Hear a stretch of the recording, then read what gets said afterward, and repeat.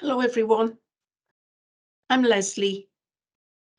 I'm the lead tutor for Functional Skills Maths with North Yorkshire Council's Adult Learning section. This is the third of 4 short videos to encourage you to reflect on some old strategies and consider new strategies for using pen and paper methods to solve mathematical problems involving addition, subtraction of fractions. Please pause the video now if you need to get some paper and a pen or pencil, but no calculator, please. First of all, write down the numbers 1 to 10 on some paper and try this quick addition quiz as a warm-up. At the end, I'll show you the answers so that you can mark your own. Good luck.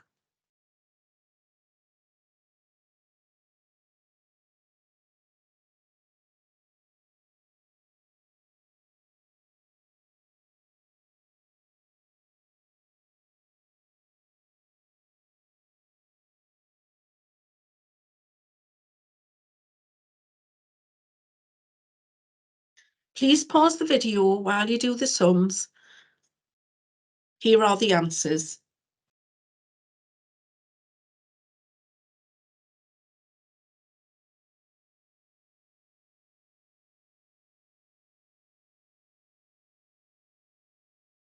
Okay, now we're going to have a look at some terminology to do with fractions.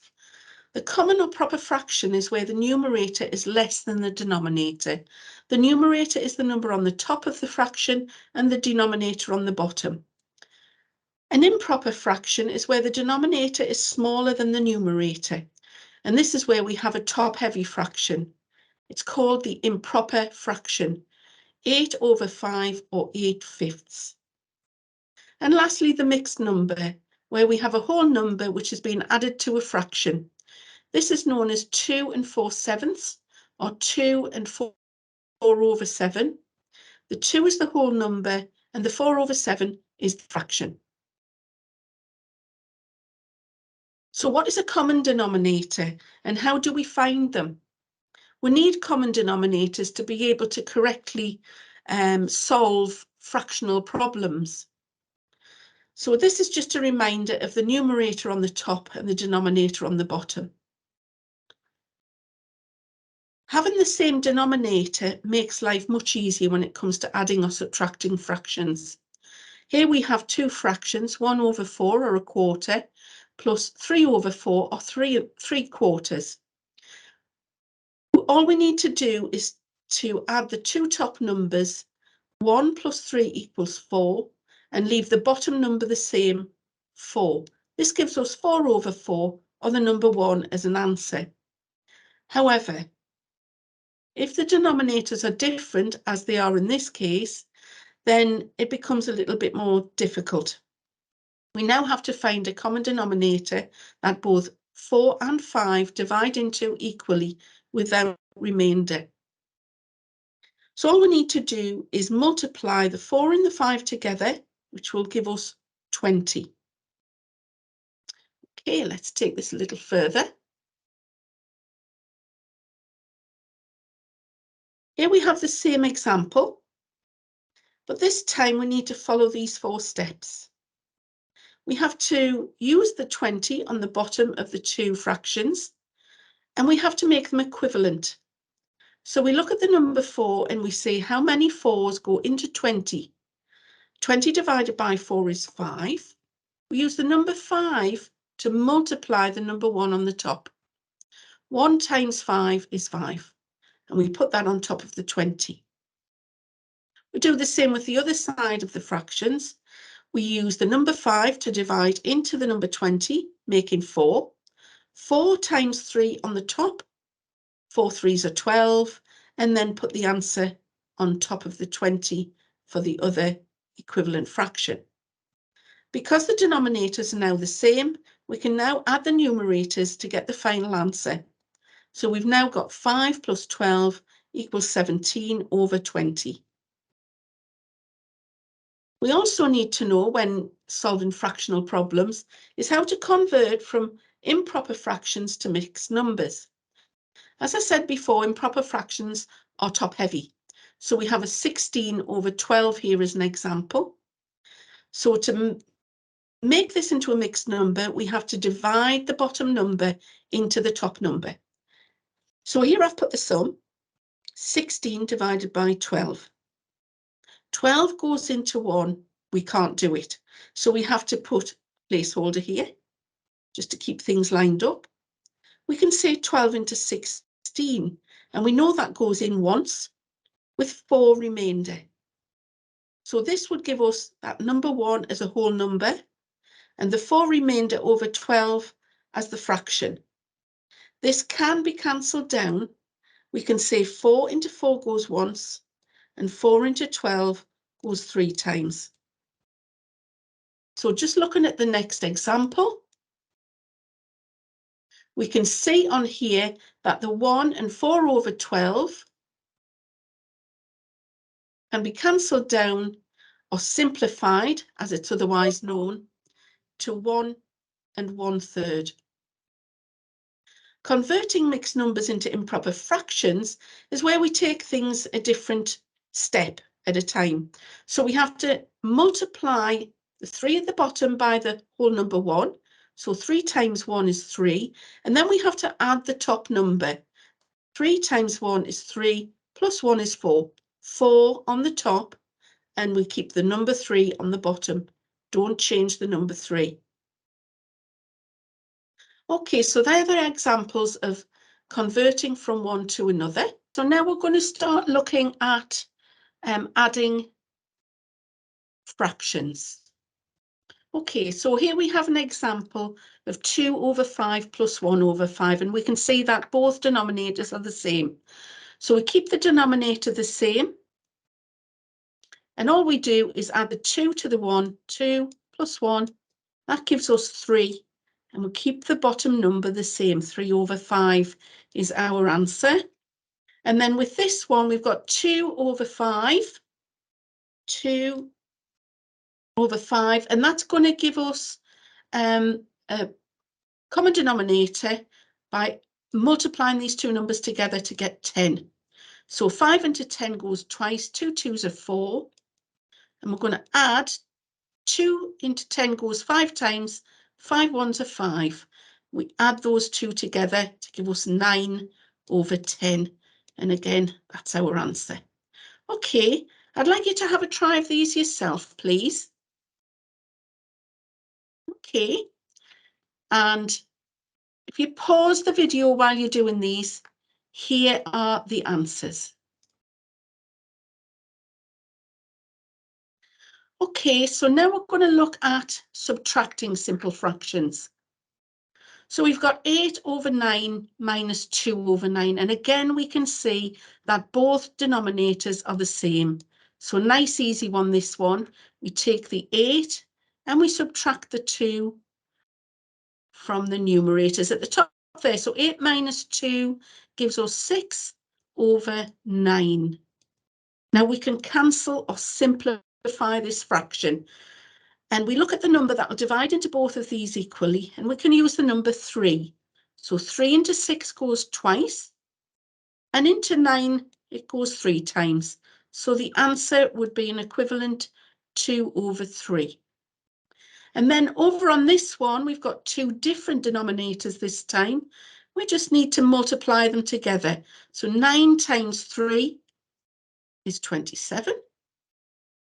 Or we can use the number 9, because 3 and 9 both divide into the number 9.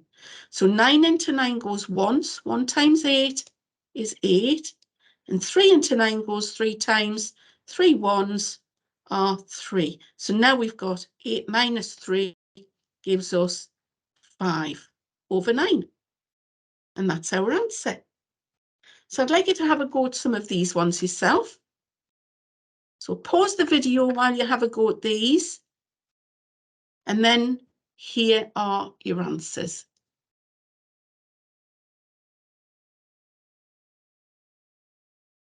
Okay, so now we're going to have a look a little bit different this time. We're going to look at the mixed numbers addition. Please remember that we're going to multiply at the bottom and add at the top. Multiply at the bottom, add at the top. And we say 2 times 2 is 4 plus 1 is 5. We put that over 2. And then we say 3 times 1 is 3 plus 1 is 4. And we put that over 3. We now need to find the common denominator for these two numbers. So we just multiply them. 2 times 3 is 6. 2 divides into 6 3 times. 3 times 5 is 15. 3 divides into 6 twice. 2 times 4 is 8. Okay. So now we say 15 plus 8 is 23 over 6. So now we're left with this improper fraction, this top-heavy number. So we have to divide the bottom into the top. 6 goes into 23 3 times, which is 18. That leaves us with 5 left over. So 5 over 6 left over. Now let's have a look at this one. So we'll multiply at the bottom, add at the top. We don't need to do anything with that one. 9 times 2 is 18, plus 2 is 20 over 9. We add that to the 5 over 6. Common denominator must be these two multiplied together. So 9 sixes, 54. 9 into 54 goes 6 times. 6 twos are 12. And we add a 0 because it's 20, not 2. 6 into 54 goes 9 times. And if you know the 5 times tables, 9 times 5 is 45.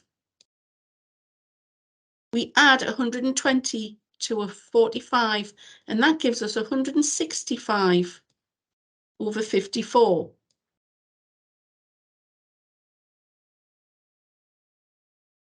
We've got a top-heavy fraction again, so that means that we need to divide 165 by 54, and that goes in 3 times. Now, 3 times 54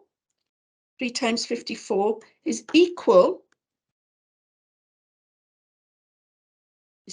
to, for some reason, not getting it right. So 3 times 54 is 150, 162.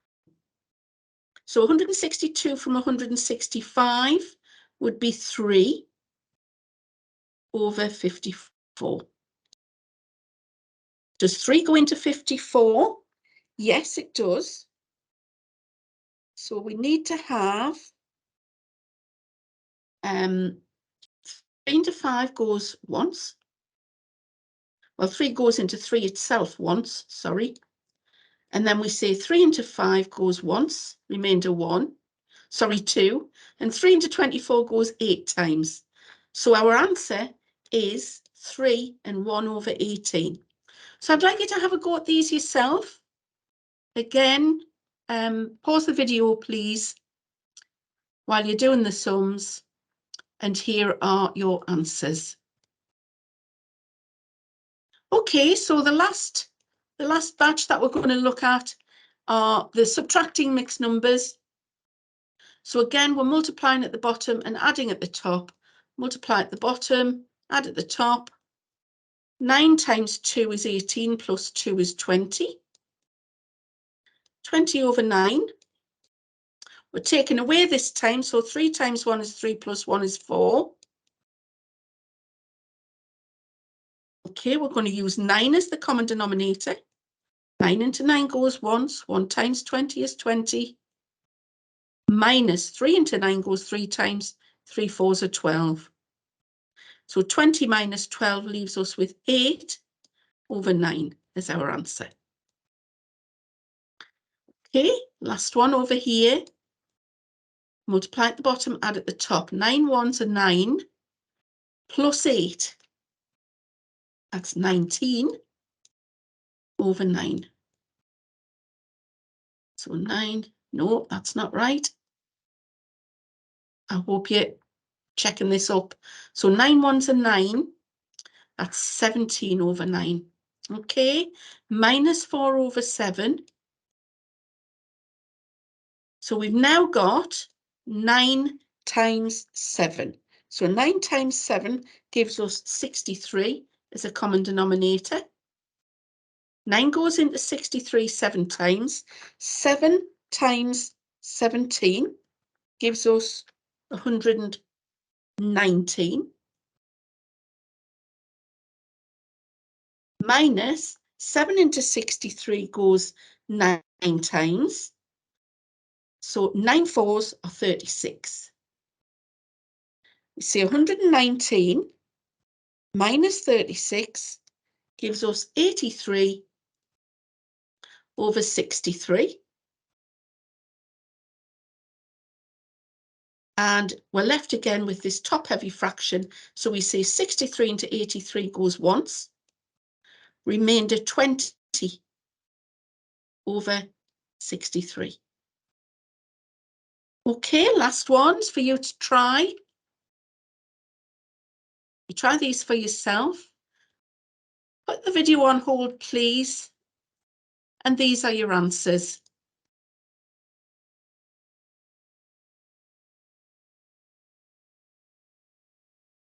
Okay, so it's just time for me to say thank you very much for taking the time to watch the video and have a try of the fraction sums.